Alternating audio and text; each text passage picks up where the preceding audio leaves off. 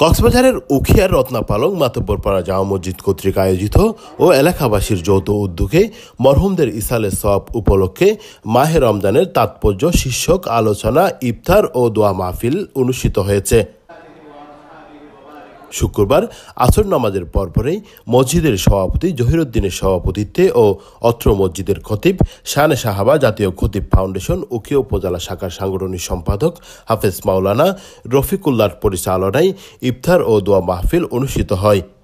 এতেই প্রধান অতিথি ছিলেন চট্টগ্রাম মাদ্রাসাতুন নূর আল আলামিয়ার মুহাদ্দিস মাওলানা মুফতি বুরহানুদ্দিন।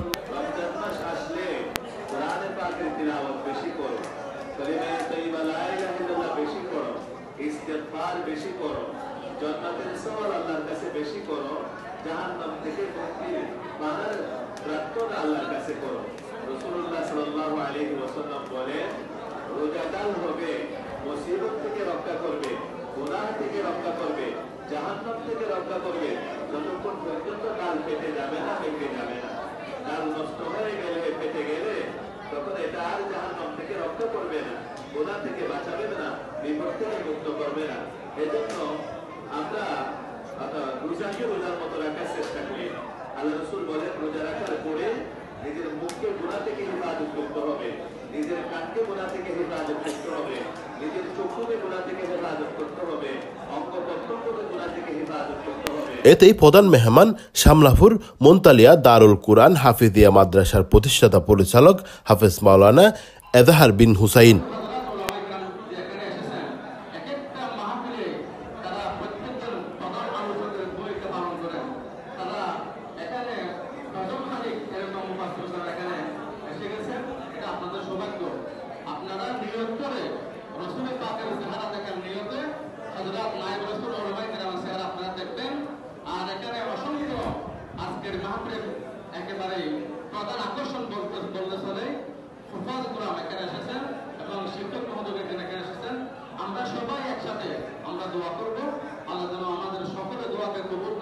উখিয়া স্টেশন জামা মসজিদের খতিব মাওলানা নিয়ামত উল্লাহ বিন কালাম, ঘুমদুম রওজাতুল কুরআন মাদ্রাসার পরিচালক মাওলানা মোহাম্মদ ইউনুস সরোয়ার, পালংকালী রহমানিয়া মাদ্রাসার পরিচালক মাওলানা জিয়াউর রহমান, কোটবাজার কেন্দ্রীয় জামা মসজিদের ইমাম মাওলানা বেলাল উদ্দিন, কুন্দাগারপাড়া জামা মসজিদের খতিব ও ইমাম মাওলানা সিরাজুল ইসলাম, বালুখালী ঘুমদুম ওলামা পরিষদের সভাপতি মাওলানা সলিমুল্লাহ, কোটবাজার জাউতলা কেন্দ্রীয় জামা মসজিদের খতিব হাফেজ মাওলানা অলিউল্লাহ, কোটবাজার জামিয়া তাওহিদিয়া মহিলা মাদ্রাসার পরিচালক হাফেজ মাওলানা ইকবাল হুসেন, টেকনাফ উনচিপাড়াং বড় মাদ্রাসার পরিচালক কারি উমর রহমানী, কোটবাজার তাহসিনুল উম্মাহ ইন্টারন্যাশনাল মাদ্রাসার নির্বাহী পরিচালক হাফেজ কারি সানাউল্লাহ, কোটবাজার তানজিলুল উম্মাহ মডেল একাডেমির পরিচালক হাফেজ মাওলানা বুরহানুদ্দিন, মাওলানা সিরাজুর রহমান ও হাফেজ শফিউল কাদের আজিজি সহ আরো অনেকেই উপস্থিত ছিলেন।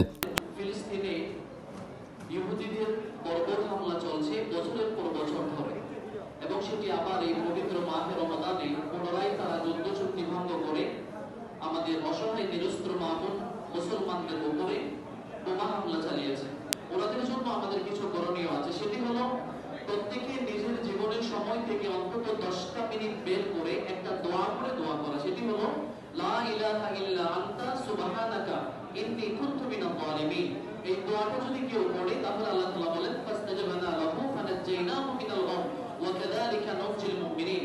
হযরত ইউনূস আলাইহিস সালামকে আল্লাহ পাক রব্বুল আলামিন এই দোয়ার বরকতে মাছের পেট থেকে রক্ষা দিয়েছিলেন।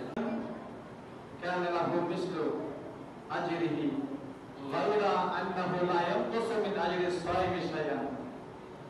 যে ব্যক্তি ইফতার করাবে, যাকে করাবে, ওই ব্যক্তি রোজা রেখে যে সওয়াব পাবে, যিনি ইফতার করাবেন তিনি সমপরিমাণ সওয়াব পাবেন। আলহামদুলিল্লাহ। এতে করে রোজাদারের সওয়াব কমবে না। ফাআফু আন্নি আল্লাহুম্মা ইন্নাকা আফুউন তুহিব্বুল আফওয়া ফাআফু। আর কি কাজ করবে? প্রত্যেকদিন রাত্রি বা দিনে আল্লাহর রাস্তায় অল্প কিছু আমরা সদকা করতে থাকবো ইনশাআল্লাহ। তারপরে ইনশাআল্লাহ আল্লাহ তাআলা যদি এই 10 দিনের মধ্যে যদি সদকা দিয়ে থাকেন তাহলে অবশ্যই আমরা সেই সদকার অংশ রাখতে হয়ে যাবে ইনশাআল্লাহ। তারপরে ইনশাআল্লাহ 5 টাকা 10 টাকা আল্লাহর রাস্তায় সদকা করতে পারবো ইনশাআল্লাহ। আল্লাহ আমাদেরকে সবাইকে বিশেষভাবে একটি দোয়া আল্লাহুম্মা ইন্নাকা আফুউন তুহিব্বুল আফওয়া ফাআফু আন্নি।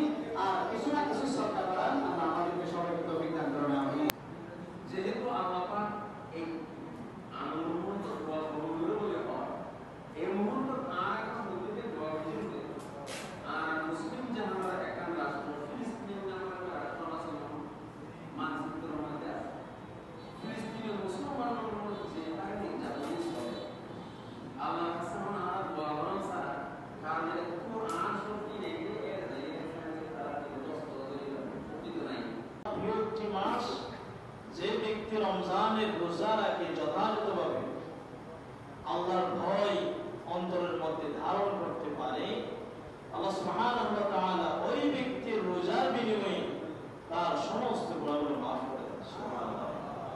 তাহলে রমজান মাস এসেছে আমাদের গুনাহ মাফ করার জন্য। 200 বছর পূর্বের আযাব দেওয়ার পরে জাহান্নামের ভিতরে তখন এই নফসে খোদা স্বীকার করে আল্লাহ বলতে অনবসর ধর্ম আই রমজান মাসে রোজা ফরজ করে দেন।